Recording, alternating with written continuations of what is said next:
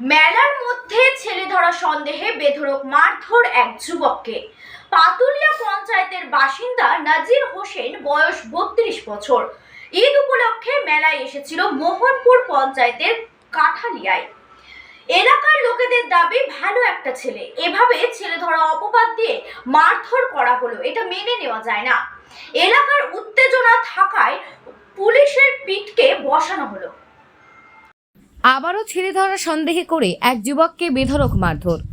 মেলার মধ্যে ছেলে ধরা সন্দেহে বেধড়ক মার এক যুবককে। পাতুলিয়া পঞ্চায়েতের বাসিন্দা নাজির হোসেন, বয়স 32 বছর।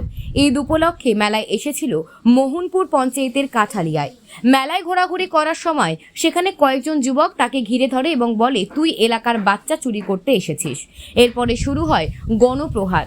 গুরুতর জখম অবস্থায় প্রথমে ব্যারাকপুর বিএন বসু হসপিটাল ও পরে কলকাতা আরজি করে স্থানান্তরিত করা হয়েছে, অবস্থা গুরুতর।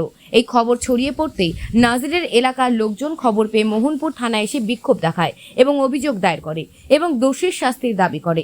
এলাকার লোকেদের দাবি, ভালো একটা ছেলেকে এভাবে ছেলে ধরা অপবাদ দিয়ে মারধর করা হলো, এটা মেনে নেওয়া যায় না।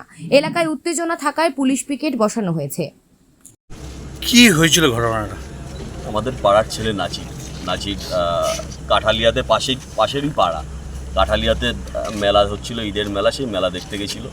সেখানে ওই এলাকার কিছু মানুষ মেলার মধ্যে নাজিরকে ধরে বেধড়ক মারে, মানে প্রায় প্রাণে মেরে ফেলার চেষ্টা করে। এখনও সে মৃত্যুর সঙ্গে পাঞ্জা লড়ছে। এখনও পর্যন্ত বলা যাচ্ছে না সে বেঁচে ফিরবে কিনা। খুব খারাপ অবস্থা। কেমন ছেলে এই নাজির? যথেষ্ট ভালো ছেলে। পাড়ায় কোনো রকম কোনো বাজে কিছু নেই। 5 ওয়াক্ত নামাজ পড়া ছেলে। মানে এইরকম ছেলেকে যে মেরেছে, পাড়ার সবাই খুব দুঃখিত, সবাই খুব দুঃখে আছে, কষ্টে আছে পাড়ার। যে এইরকম একটা ছেলেকে, কোনো বাজে ছেলে হয় আলাদা বিষয়, কিন্তু এত ভালো ছেলের প্রতি এইরকম একটা নির্বিচারে এরকম ওরা অতর্কিতে হামলা করে যে কন্ডিশন করেছে, একদম খুব খারাপ।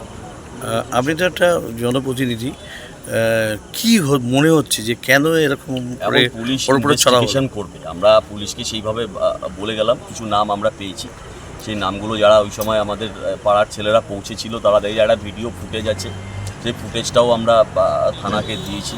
সিপি সাহেবের অফিসেও আমরা সেই ভিডিওটা পাঠিয়েছি এবং আমাদের মাননীয় বিধায়ক শোভনদেব চট্টোপাধ্যায়, তিনিও নিজে পুলিশের সঙ্গে কথা বলেছেন। আমরা পুলিশের প্রতি আস্থা রাখছি যে সত্যি ঘটনাটা কি, অবশ্যই তদন্তে যেটা বাইরে আসুক। আমরা পুলিশের প্রতি সেই আস্থাটা আছে, পুলিশ তদন্ত করে প্রকৃত সত্যি ঘটনাটাকে বের করবে। এখন নাজির কেমন আছেন? ভালো নেই। অলরেডি প্রায় 4খানা হাসপাতাল, সরকারি বেসরকারি হাসপাতাল মিলে চেঞ্জ হয়ে গেছে। প্রথমে বিএন বোস হাসপাতালে নিয়ে যাওয়া হয়, সেখান থেকে সারদা নার্সিংহোমে নিয়ে যাওয়া হয়, তারপরে সাগর দত্ত, তারপরে জেনিট।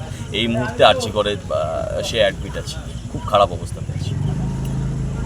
আপনার নাম? অতনু দাস।